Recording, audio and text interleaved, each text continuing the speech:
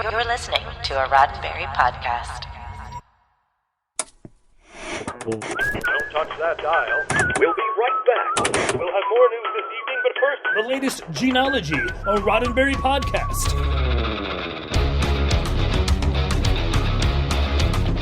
Episode 16, The Operator and the Martinet.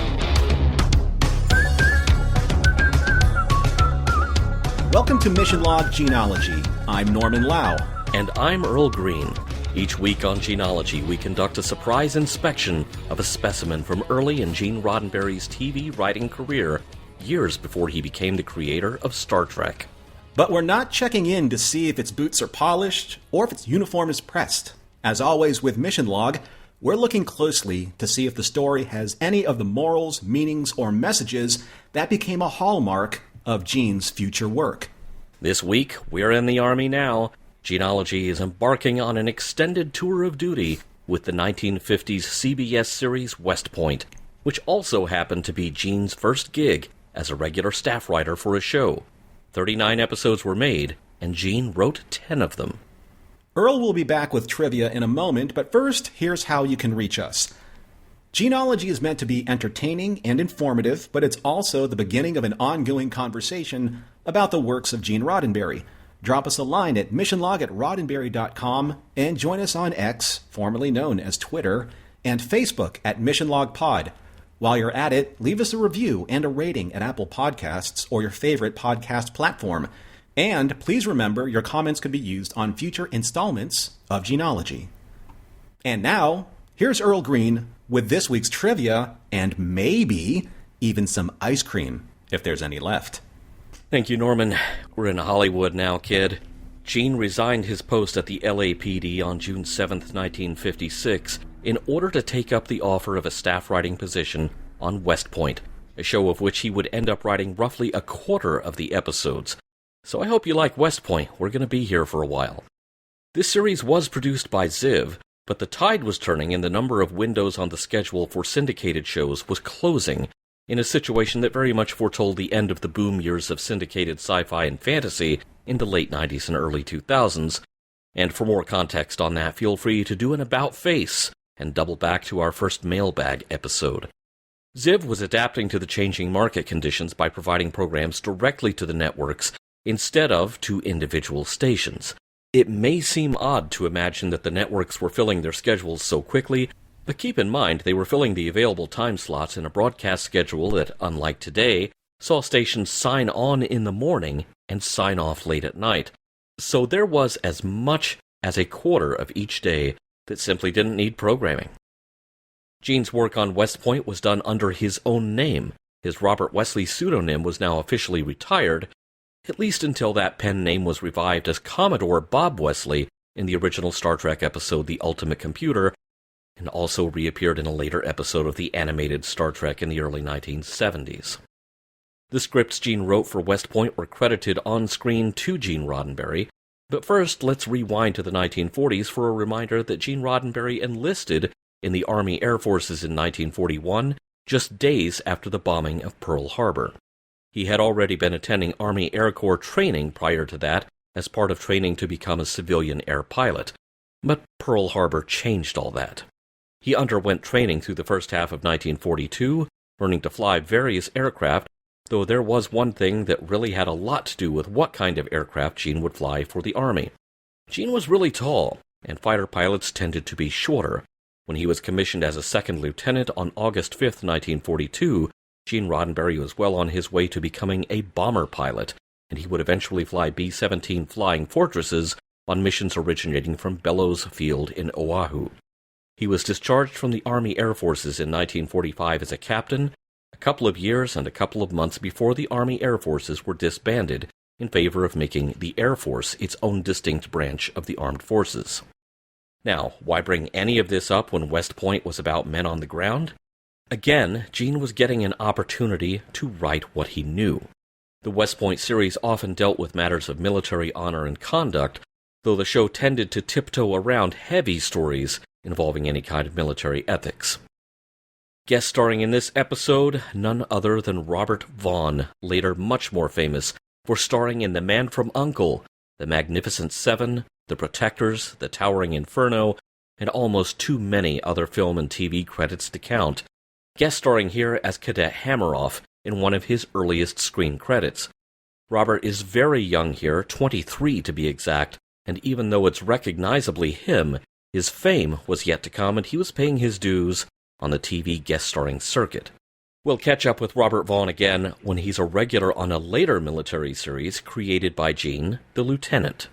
Playing Hammeroff's nemesis, Major Nielson, is the rifleman himself, Chuck Connors.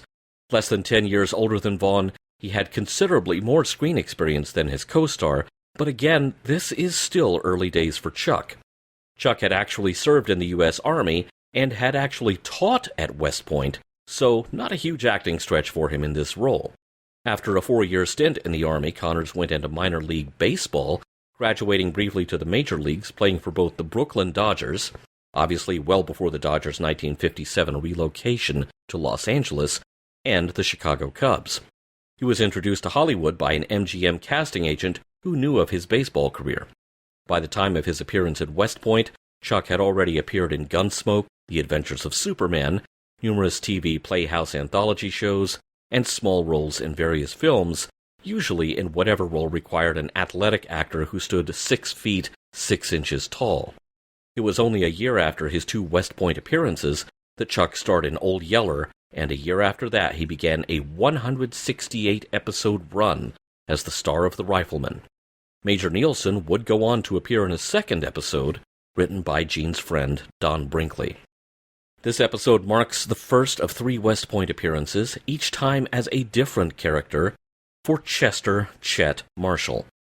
The same age as Robert Vaughn, Chet had already appeared in 2 episodes of The Adventures of Superman, Father Knows Best, and was a mainstay of TV Playhouse anthology shows like Fireside Theater, TV Reader's Digest, and Ford Television Theater. His West Point appearances were among his last acting gigs. West Point script consultants and the writers of the pilot episode were playwrights Jerome Lawrence and Robert E. Lee, who at the time were best known for their most recent stage play, Inherit the Wind. Mere days earlier, their Broadway adaptation of Auntie Mame had opened, so how involved they were in an ongoing television series, I don't really know. By the way, if you want to know how influential and well-known they were, you need look no further than their screen credit on this show. It simply says, Script Consultants, Lawrence and Lee. The audience members watching were expected to be well-read enough that they knew who that meant. The development curve for West Point was a fairly long one, as the show had been in the works since 1954. At the time he was selected to be one of the staff writers, Gene was still on active duty with the LAPD, but took some accumulated leave time to visit West Point, and even insisted on living in the barracks like he was just another cadet while he was there. During a later visit to the academy, Gene learned from some of the real cadets that they had watched this episode on a TV they kept stashed away in the barracks, just like the cadets in this episode.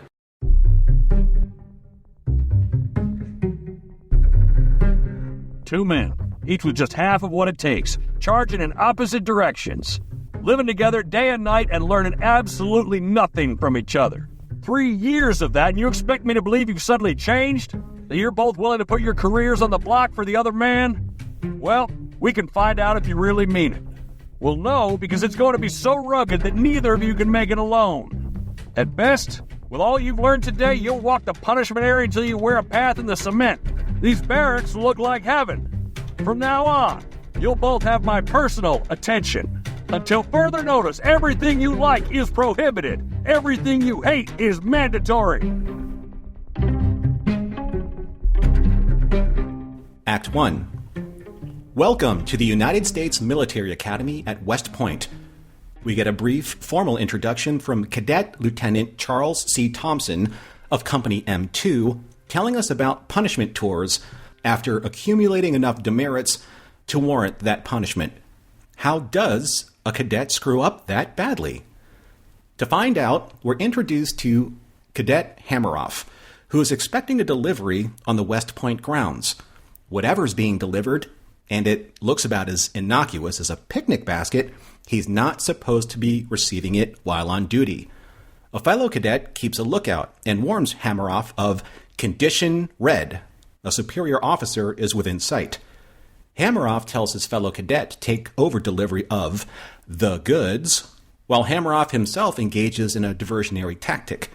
And it's almost good enough, except that Hameroff's salute is a bit on the casual side, sloppier than it should be for a third-year Army cadet.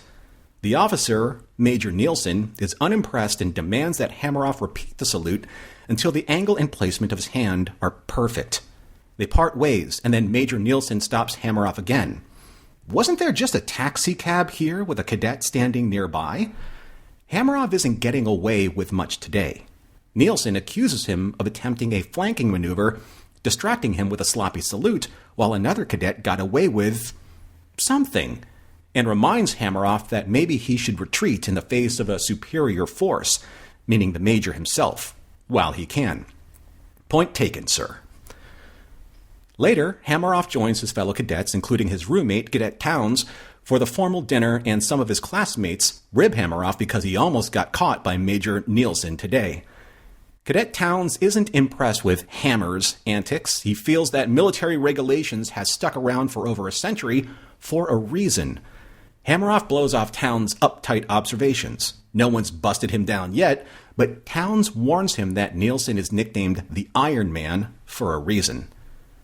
Afterwards, in their quarters in the barracks, Towns and Hameroff are finishing up their classwork, but Hameroff has other things on his mind.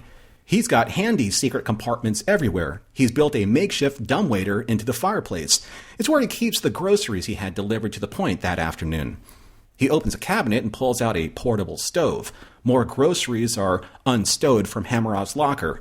And after lecturing Towns about the younger cadets' aversion to taking any chances ever, he's off to the common storage area to whip up a tastier dinner than what was served in the mess hall. Homemade hamburgers, complete with fried onions.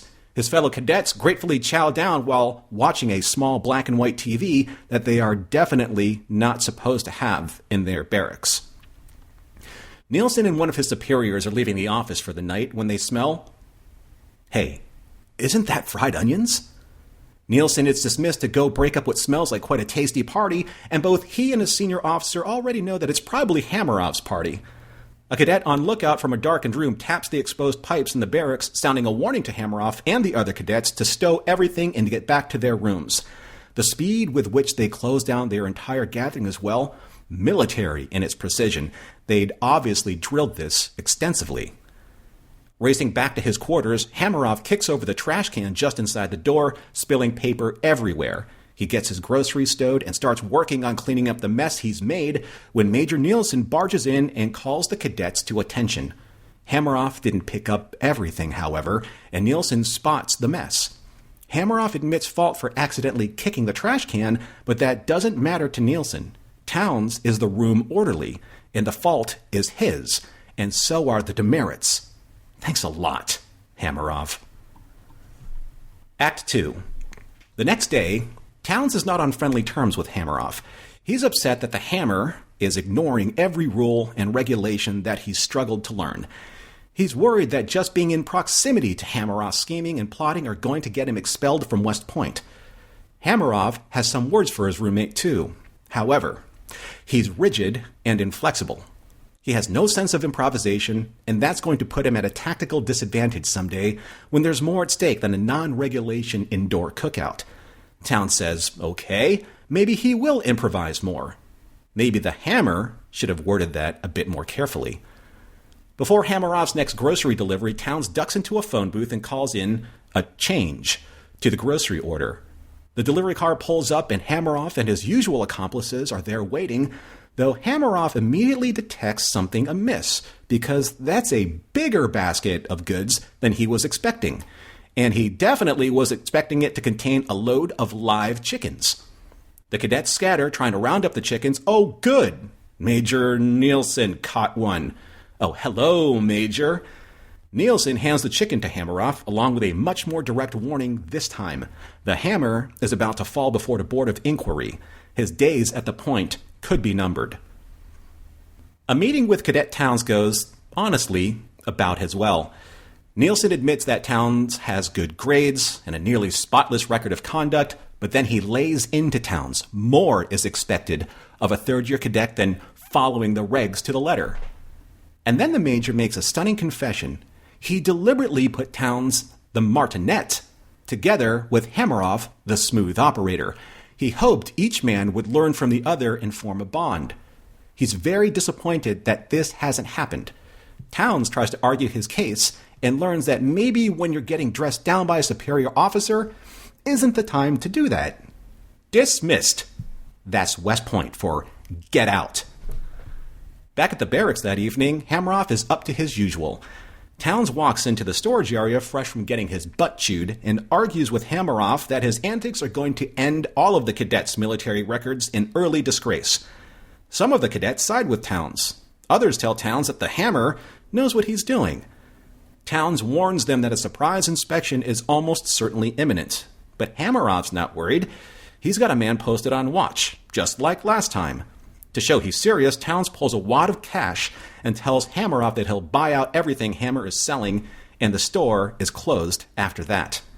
And that's when Major Nielson shows up, catching everyone at the cadets red-handed. Written explanations will be expected. While Nielson is reading them the riot act, someone taps the pipe. So much for Hameroff's man on watch. Everyone except Hameroff and Towns are dismissed. The two cadets trip over each other's explanations of what Nielson walked in on. Each claims responsibility for the other's action. Towns even owns up to the hot, fresh chicken delivery. The two roommates are actually covering for each other. Nielson gives them a lecture for the ages. Punishment duty is coming. All aboard the pain train. And then the Major admits that maybe, just maybe, they have learned from each other.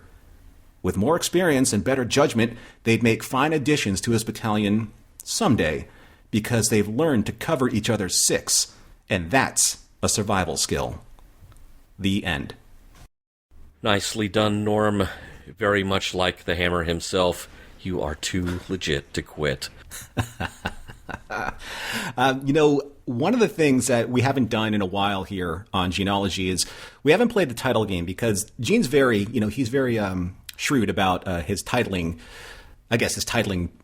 logic. And this one's pretty self-explanatory, even though I had to look up one of the two words that he used in the operator and the Martinet.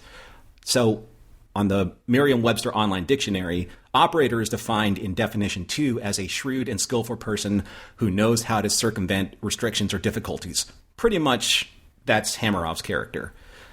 I had no idea what Martinet meant. So in the dictionary, it said in their first entry, a strict disciplinarian, and in their second entry, a person who stresses a rigid adherence to the details of forms and methods. No subtle subtext there. Those are pretty much the two personalities between Hameroff and Towns. That's true, but now that you bring this up, now that we actually have enough of a title to analyze, this is the first one that sounds like it was named by Gene and not by whoever was in charge of record keeping at Ziv. Oh, that's a good point. This one is, yes, it's telling you who the characters are, but it's in kind of jargon, it's in lingo. If this had come out of the promo department at Ziv, it would have been something super Captain Obvious there. This one actually feels like, hey, you know what? I think Gene actually named this one. Yeah, it could have been something just like West Point picnic baskets. The Fried Onion Saga. So once again, there's a disclaimer at the beginning that says these stories are based on quote-unquote real events and only the names and dates have changed. This is kind of ripped from today's headlines tagline that's pretty much used in all of the CSIs and the Law and Orders and stuff like that. That's a thing in this era of TV. And we've seen that on multiple shows so far.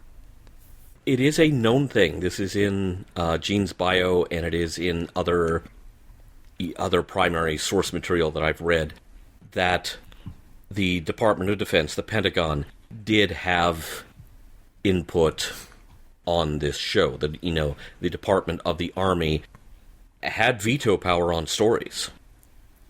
Yeah, they could have scotched an entire story if they felt it did not reflect well on the United States Army. So There is some fudging on that disclaimer, because another fellow West Point writer, Sam Rolfe, who went on to co-create Have Gun Will Travel, went on to co-create The Man from U.N.C.L.E., was a good friend of Gene's, but Sam Rolfe said the stories were strictly made up. There were no headlines that these were ripped from. And, then of course the anecdote about Gene finding out that real cadets were watching this story about fictional cadets having a TV squirreled away in their barracks. They watched it on an actual TV squirreled away in their barracks. That's more of a coincidence than anything. But as part of his research, Gene did live in the barracks for a while, and so that's some anecdotal information may have shaped the stories, but I doubt they're any more true than, say, Season 3 of I Led 3 Lives.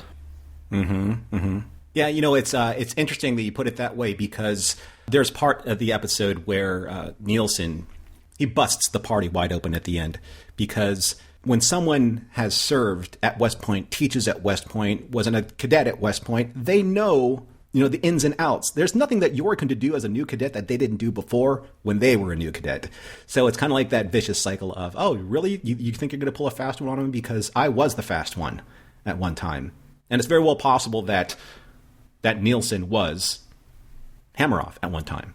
But to your original point of the Army being involved, much like the other series that we've covered so far, and especially Mr. District Attorney, there is an on-screen disclaimer plate that says the cooperation of the Department of Defense, the Department of the Army, and especially the Corps of Cadets and others at the United States Military Academy is gratefully acknowledged.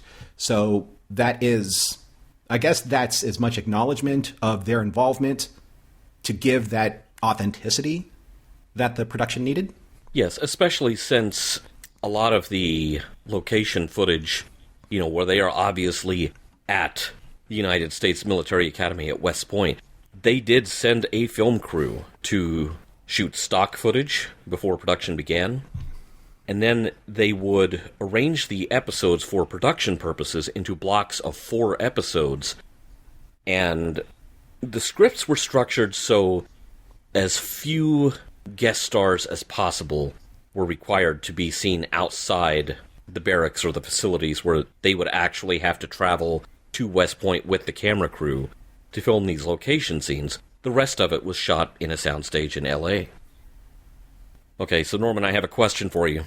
Mm-hmm. Is there anyone who does not care for milk and water? I'll have coffee. Okay, the formal dinner scene in the mess hall. There is a lot going on in this episode that I found funny, and I don't know if I was meant to find it funny or not, but, I finally came down on, surely Gene meant this to make us crack a smile. Since we're in our first military series, but not the last one that we're going to cover in Gene-ology, I'll fess up that while my dad and his brothers were military, it's not a thing I have ever done. But the super stilted formality of the cadet sitting at the head of the table, announcing the next course of the meal very loudly, that made me laugh every time I watched this. Especially, "Sirs, the dessert for this meal is chocolate ice cream. Is there anyone who does not care for chocolate ice cream?" And then he starts measuring out portions of what I can only describe as a loaf of ice cream. And I'm like, dude, speed it up. That's going to melt before you get these handed out. Is that really even a thing? I wonder if it was. I loved the way it was shot.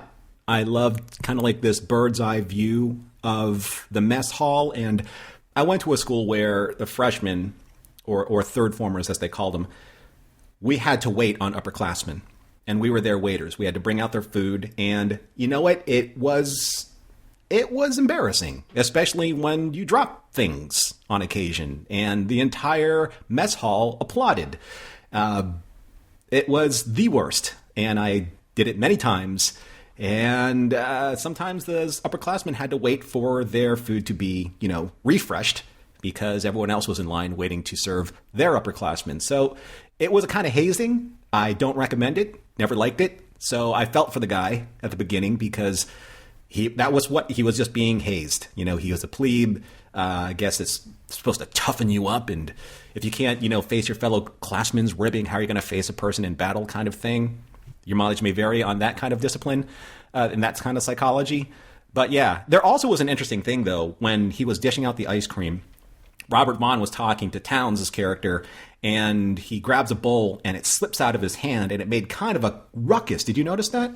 I made a mental note of that as yet another example of Ziv ain't got no time for retakes, man. Nope. Something that cropped up after we were done covering Highway Patrol, this is an interesting factoid, was that they were doing the exterior locations for an episode of Highway Patrol near a zoo or an animal park of some kind. And apparently there was a shot of, you know, Broderick Crawford leaning into his patrol car, you know, car 2150, and a llama just walks through the background. No retake. He's in llama country. Hey, that's real life. Sometimes you run into a llama. Sometimes you flub an ice cream bowl. Who knows? I have a suggested alternate title for this episode. Please hammer off. Don't hurt him. Right at the end of Act 1, though, I want to give Chet Marshall some props. And we're going to talk more about Chet Marshall later in the show. But Nielson does that surprise inspection. And basically, you know, he just says, hey, Towns, you're getting demerits. There's a very nice, very restrained, very go-to-hell look that Towns gives Hammeroff. Hey, there's not a word spoken, it's just a look, and boy, it's a nasty one, like there was going to be a throwdown, if not for the military code of conduct. I loved how they stressed that Towns was the room ordered, like he's in charge of keeping the room shipshape. And no matter what, because you're trying to teach people responsibility, you have to be responsible for everyone, including your ne'er-do-well roommate, who had some pretty cool things that we mentioned in the write-up. The fireplace dumbwaiter was super cool. That was a neat little trick. The moment I saw that, I kicked myself for not having thought of it myself, because I've been living for 3 years in a place with a fireplace that, due to renters' insurance issues, I can't actually use. It's like, I could have been stashing stuff in there. But, you know, instead, you know, cats play hide and seek in there. You know, have you ever, like, driven by, I mean, you're, like, you know, in the countryside, the air is still, you drive through town, and you can pretty much smell the local, you know, the burger place, the deli, the Dairy Queen, you know, you could just basically smell all the food in the air. Hammeroff's a pretty smart guy. You would think, like, almost in the early morning dead of night, that in such still air as on campus, that those fried onions wouldn't have made, for lack of a better term, a stink. You know, I think maybe this is a kind of a dialogue-free tell to Hammer's character. You know, that he is so sure of himself. They make a point at the formal dinner scene that he's never been busted down for anything that he's done. Right. When Nielson is talking to his superior officer before they bust the party open, they make mention of the fact Hammeroff's been there for 3 years. He is a third-year cadet. They have yet to pin anything on him. But they know he's doing stuff. And so I'm sure that lack of repercussions has made Hammeroff maybe a bit arrogant, maybe a little sloppy. Mm-hmm. Sloppy Joe's, that's what he should have made. I have I have an alternate title for your alternate title. How about this? Ferris Hammeroff's Day Off. Yeah, it almost seems that way. With Cameron as Towns. Speaking of those two at odds with each other. So in Act 2, we have this wonderful opening scene where Towns is just spitting nails. He's so angry, but at the same time so poised because he's a West Point, you know, well-trained, well-disciplined cadet. But they're arguing this very fine line between honor, which represents Towns, and knowing when to flex the regulations, which represents the operator Hammeroff. I'm prefacing this because I really want to get into this particular scene later on in discussion, because for me, over anything that we've watched so far, I felt that there was a specific DNA that was being created at this time that we will see in a future work for Gene Roddenberry.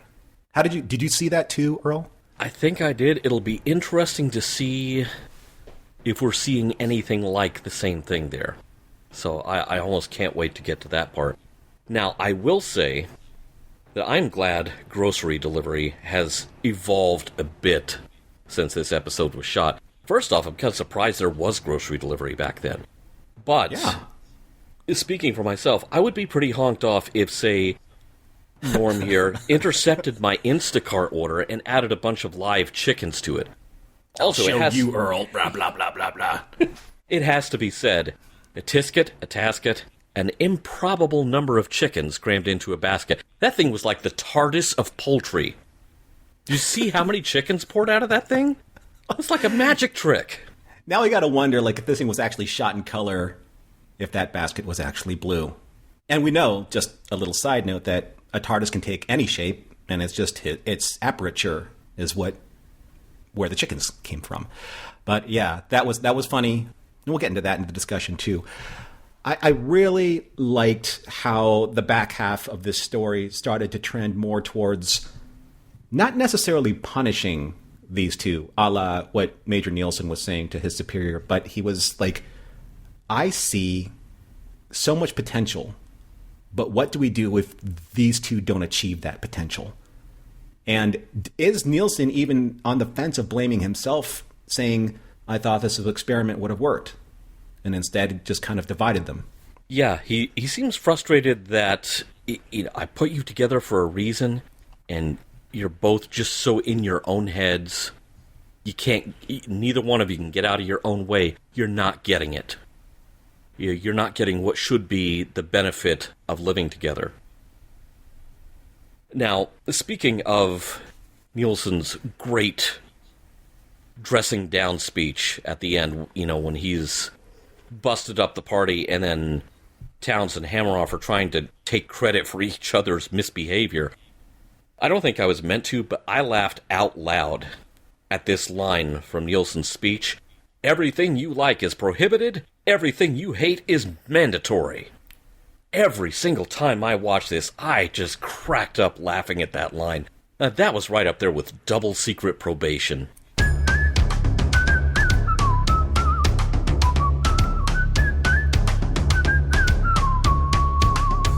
All right, Norm, I'm of two minds where West Point is concerned. I've seen more than just this episode. It's kind of a toothless family hour drama about duty and honor and so on. That's not necessarily a bad thing, but don't look for anything heavy. There were storylines on the Waltons that were more controversial than anything done by West Point, and I want to qualify that by saying I don't think that's the fault of Gene or any of the other writers necessarily. Not when you literally have the Pentagon looking over your shoulder to make sure you're painting inside the lines. There are no real consequences in this episode. No crimes were committed. Nobody's going to do any time. Now, Hammeroff and Towns are going to be wearing a path on the pavement outside the barracks doing punishment duty, but because they covered each other's backside and in so doing showed a willingness to make some sacrifices, maybe even jeopardize their fledgling military careers, which, I should point out, that is a bigger deal in the 50s than it might sound from a modern perspective, because going back all the way to our discussions of the masculinity script, there was a certain expectation that men were expected to go into military service at a certain age. And so, even if this sounds odd from a modern perspective, very much in step with the 50s. But their commanding officer thinks that this is an inkling of progress that they're covering for each other. It's almost bosom barracks buddies. Sadly, no Donna Dixon in this episode, but, we can't have everything. When I watched this episode, and I agree with you that it's a very vanilla-esque episode for where we're sitting and watching at the time.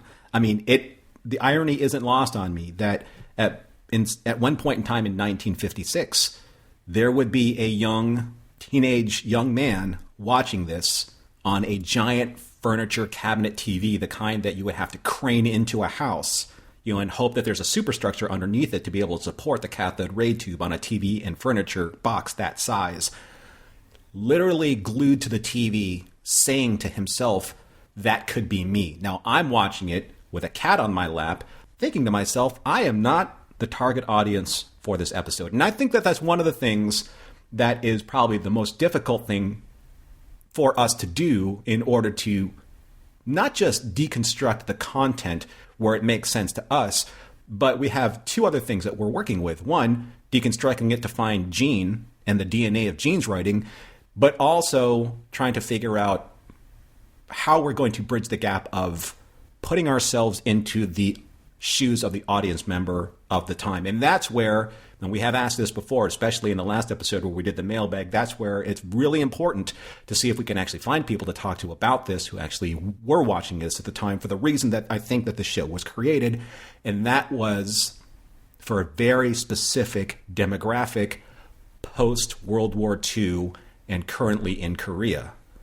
Because if there was one thing that TV at the time was the perfect tool for, was mass market audience marketing. Cigarettes, beer, especially laundry detergent. Cars. Thank you, Earl. And, of course, recruitment would probably be the best word. Or the way that the government at the time was able to say, this is how a young man, a young citizen of the United States should act, and this is how you can. So there's a lot going on here, I think, aside from just entertainment. I think that there's a multitude of reasons why a show like this exists. Oh, yeah. And I have some thoughts on this that will come up in the wrap-up, but I don't think I'm tipping my hand too much saying that this is as much a propaganda piece as I Led 3 Lives was. It's a bit more benign, but what bugs me about it is some of the implications. Now, I do want to give some mad props to our cast from this episode. It's so cool seeing baby Robert Vaughn. I mean, this guy has just hatched out of the egg, and he's already something like 35 years old in his face, even though he's only 23. I do appreciate the point the show is making about teamwork, and it is doing it in a setting that makes sense for it to happen in such a harmless way. Going back to the casting, Robert Vaughn's doing a good job playing an Army cadet. He's a little too sure of himself. It is super neat seeing also very young Chuck Connors, relatively early in his career, even though he's got about a decade of experience on Robert Vaughn. But none of it works without the third major character, and that's Cadet Towns, played by Chet Marshall. When you've got proven talent like Connors and rising talent like Robert Vaughn, you're going to be standing at an intersection where it would be real easy to get blown off the screen by those two. Chet Marshall really holds his own here. If he has got the talent to do that, why was this one of his last on-screen roles of his acting career? That brings us to a piece of trivia that I held back from the trivia section because it's a huge bummer. After a handful of additional acting roles, Mr. Marshall seemed to leave the business. He did not become a director or producer, at least not for television or movies. His career trail seems to end there. In June 1974, a little over 10 years after his last screen credit, Chet Marshall was murdered in his own home, just a couple of days short of what would have been his 42nd birthday. The case has actually never been solved. I was able to find out very little about Chet Marshall's life, and that's kind of sad because a guy who has got to hold his own with Robert Vaughn and Chuck Connors as his scene partners, that's talent. Who knows what he could have achieved if he had stayed in the business? It's tragic to hear something like this, especially when we're only going to like actually know these characters and know the talent behind these characters for just a brief moment in time as we do, our reviews and our deep dives into these episodes, for Mission Log Gene-ology. And I mean, I'm glad that we can actually bring, a subject like this to light, and I'm glad that you can deep dive, Earl, and recognize that Chet was a very integral part of this story, because without him, we wouldn't have been able to draw the parallels between the operator and the Martinet, or see what Gene may have been experimenting with when it came to, and I know this may be a leap for some people who haven't seen this episode, so I encourage you to try and, how do we find this episode nowadays before I get into this? Okay, West Point, the entire series, there is a DVD box set, and I bought it quite some time back, kind of in the research phase of this episode. Now, I will put a caveat on this. You can look it up on Amazon, but the last time I looked at the listing for it on Amazon, there was an indication that it was out of print and the price on it was going up. Best I have been able to tell, none of these episodes are on YouTube, and I have not been able to find any indication that it is streaming anywhere. Not even like on MeTV, which is usually kind of like the haven for shows of this era. That's too bad. Yeah, I don't know if it's, and I haven't seen it on any of the sort of retro-oriented cable and broadcast schedules, like MeTV, Retro TV, that sort of thing. Yeah, I haven't found any trace of it. The show just seems like it's disappeared. But it's very interesting that, it was on DVD for a while, and at the end of each episode, they have dropped in, and this happens a lot with DVD and physical media releases, that the studio kind of colophon at the end, if you will, they put the modern one at the end of the show as opposed to what was originally there. And so, the end credits are there indicating this is a Ziv television program. And then, to show the chain of ownership, after the end credits are finished on each episode, it's the MGM Lion. At least that allows me to ask the audience to indulge us in this way. Kind of close your eyes and picture these two characters, Hammeroff and Towns, the operator and the Martinet. And this scene in particular struck me as being very poignant in the DNA of future characters that Gene would write. Hammeroff says at dinner, "If you didn't break a rule now and then, you'd go crazy." And one of the cadets says, "Your roommate hasn't cracked yet." And Towns says, "The Army spent 180 years writing the book. It's there for a reason." Then Hammeroff points at his head and tells the fellow cadets at his table, including Towns, "This is the book you follow in service. I'm keeping mine open, and I'll take any necessary risks." And then later, in their dorm room, when Hammeroff is picking up his hamburger stuff and grabbing his little oven and all the fixins so he can go have his party, Towns gives him a lot of grief about discipline, especially where Demers were concerned. And Hammeroff says, "Towns, don't you blue bloods ever take a chance?" Now, close your eyes and just replace blue blood with green blood. And then, this is where it all came full circle for me. When Hammeroff said, "I'll take any necessary risks," I'm sure a lot of you out there know this line. Risk is our business. That's what the ship is all about. That's why we're aboard her. That's Captain Kirk in the original series episode Return to Tomorrow. So I just want to posit this to you, Earl. The more I watched their relationship in this episode, Hammeroff and Towns, the more I saw the earliest strands of DNA for the Kirk and Spock relationship. And I kind of freaked out a little bit, and I messaged you over Slack, and I said, "Hey, did you see it this way?" And I really wanted to explore this with you.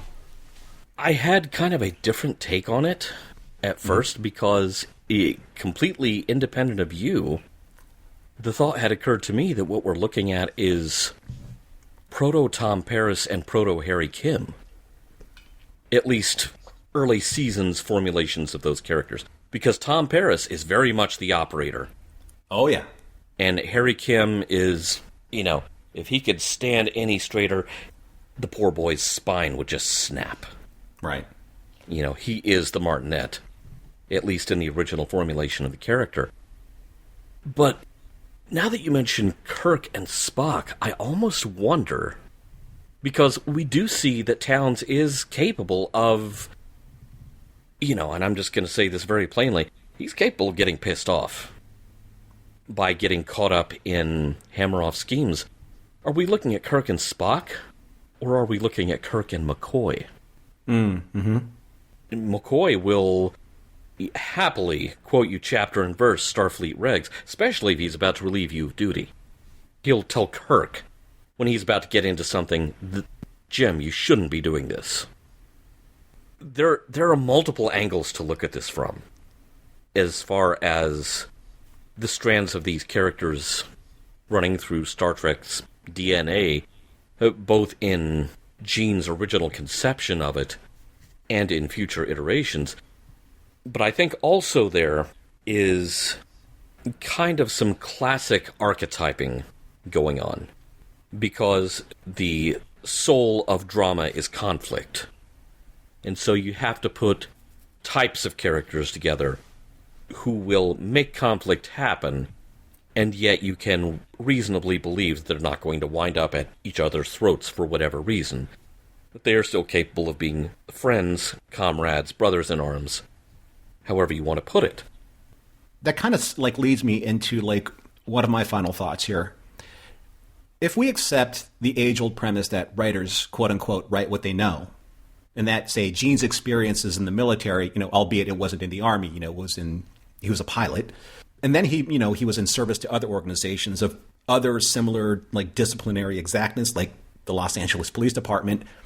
I'm wondering if it's logical to conclude that Gene some way making the case for Hammeroff being a necessary influence on Towns and vice versa in the way that Major Nielson wanted, because there's a yin and yang theory going on here, that the two of them, if they just become somewhat slightly like the other, they would become exceptional in their own rights. And as of right now, they are just borderlining being their fullest potential, because they're so opposite to each other, but at the same time so good at what they do. And what I like about Nielsen kind of supporting Hammeroff's rebelliousness is that that's a kind of new thinker that we need for the next stage of where we're going, as a military in the world. And the thing is, you still need to have discipline and rules and regulations, etc. So you have this wonderful Venn diagram intersection of where I think that they're being, maneuvered toward the end.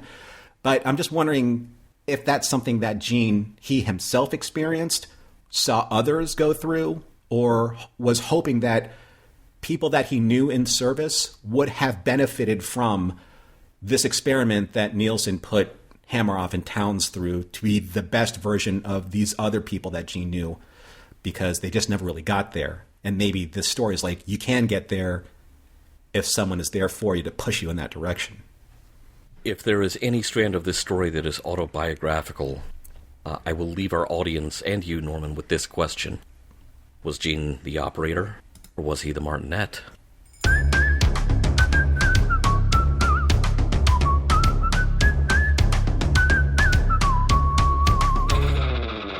So as we're finishing up the last, dribs and drabs of whatever ice cream we had to fight over, we're at the end here of Mission Log Gene-ology, covering the very first episode of West Point that Gene wrote, The Operator and the Martinet. Hopefully I've actually pronounced those right and have a better understanding of what those mean, because that's an education, folks, and one that I'm glad that we were able to give ourselves.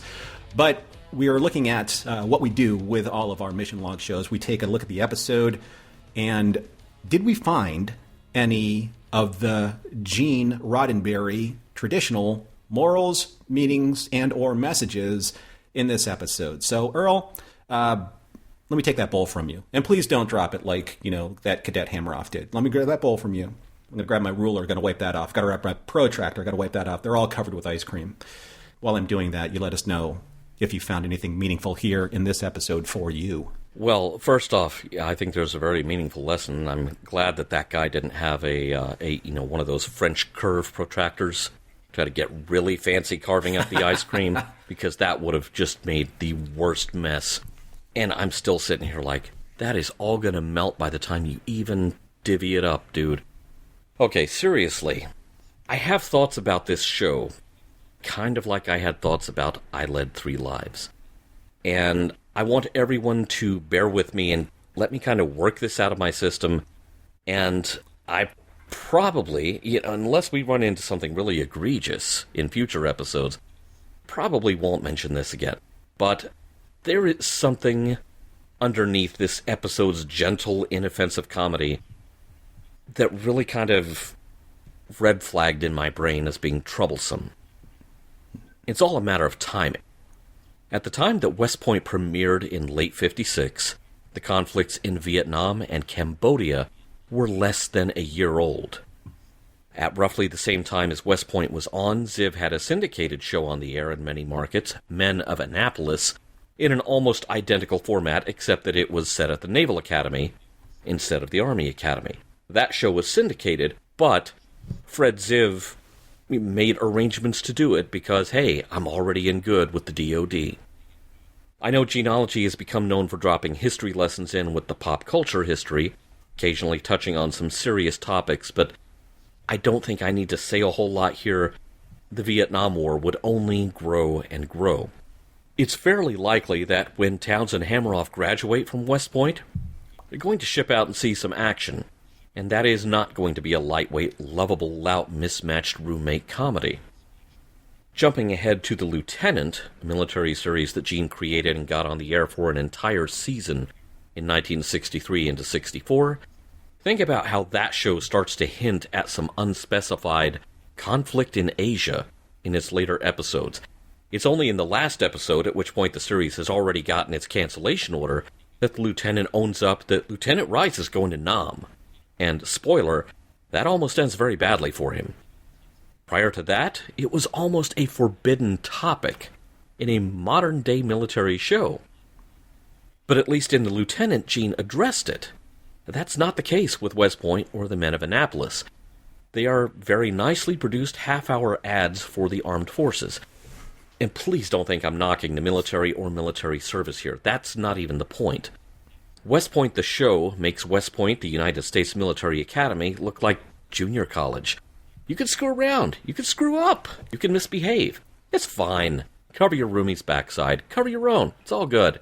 And this show's Army obviously isn't going to see any action more serious than the Army-Navy game during football season. But is it doing the viewing public, particularly impressionable young men, as we pointed out earlier, a disservice by leaving out the fact that, hey, there might be armed conflict involved if you join the service? We spend the whole show dancing around it, alluding to the fact that a vital part of what these young men are here to learn is to watch out for each other. I'm not expecting West Point to be MASH, and there are lots of places along the spectrum that the show could fall. It is at the most inoffensive end of the spectrum. I'm not expecting it to be Band of Brothers. But I don't think it should be quite so Leave It to Beaver either. I have huge respect for all who have served. The story of their struggle to become the backbone of the armed forces deserves a bit more respect and realism than it gets here. Gene is obviously operating within the parameters of the show. And let's not forget, once again, the Army itself had approval and veto power over storylines, and so a lot of the responsibility lies there. It's a nice script within those guardrails. There is some really good character development for a 20-something minute show. Well done, Gene. You just have to kind of fiercely manage your expectations of what the show itself is going to allow. I'm glad that we didn't read each other's notes ahead of time, and we usually write independently of each other when it comes to, our morals, meanings, and messages.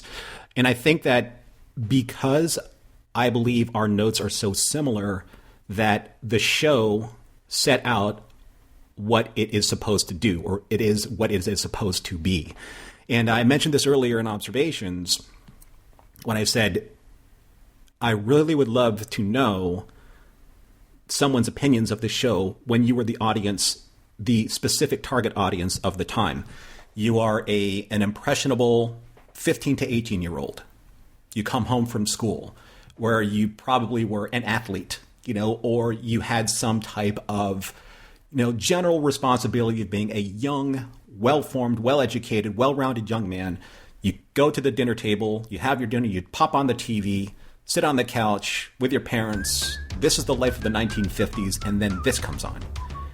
And you are inspired to a fault to join the military and serve, because I have to ask, with the way that the story is structured and the sacredness and the sanitarian, the sacredness and the sweetness and the lightness of the subject matter involved, was this series created as a recruiting tool for the Army and West Point?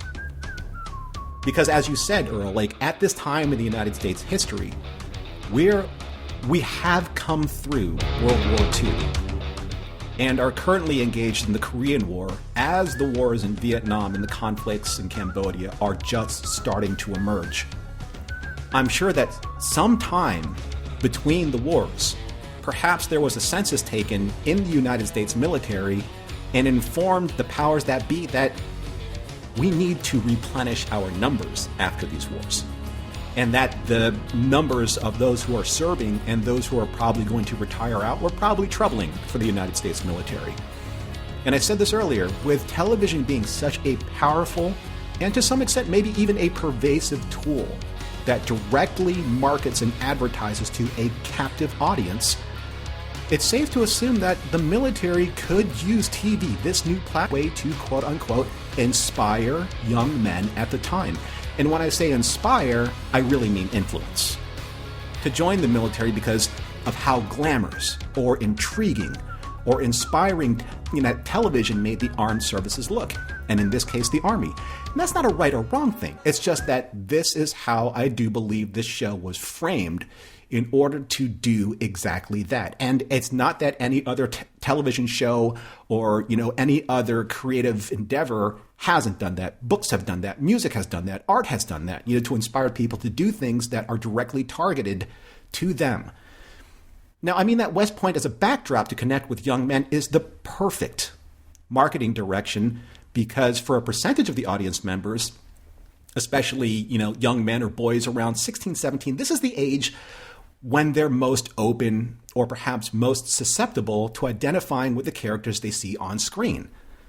And when they see fallible characters like Hammeroff and Towns, they do what we all do when we fall in love with characters on TV. We say to ourselves, hey, that could be me. And we take ownership and personal investment in those characters because we begin to live our lives vicariously through them. And I think that's the point of this episode, or maybe the point of this series, to make young men in the audience see the Hammeroff or the Towns in them, and thus convince themselves or their parents that they too could make it at the Point. Because isn't that the point of West Point?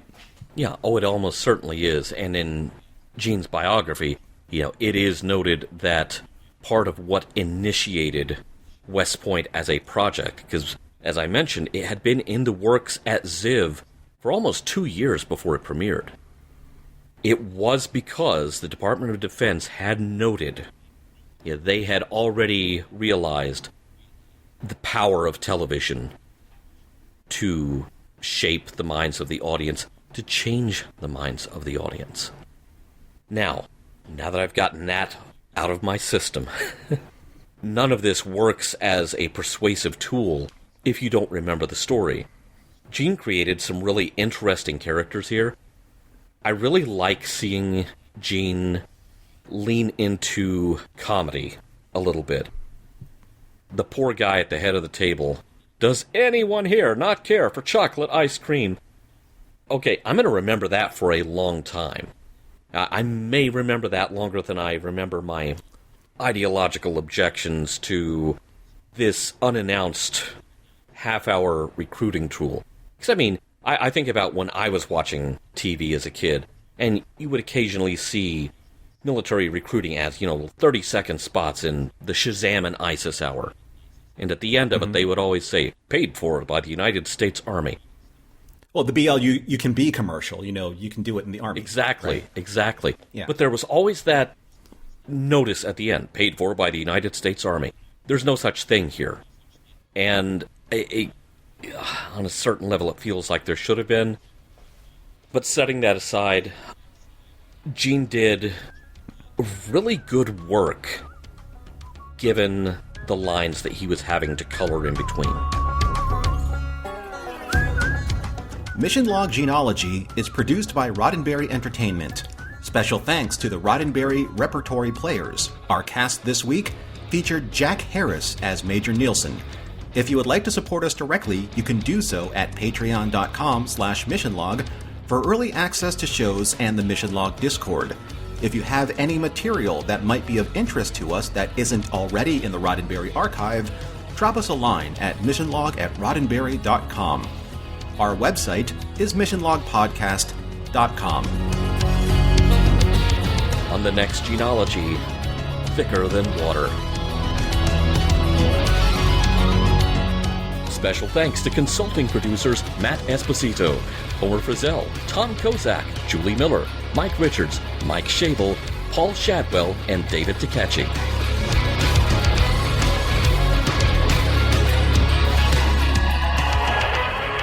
We'll be back next week with more of your favorite programs. This concludes our broadcast day.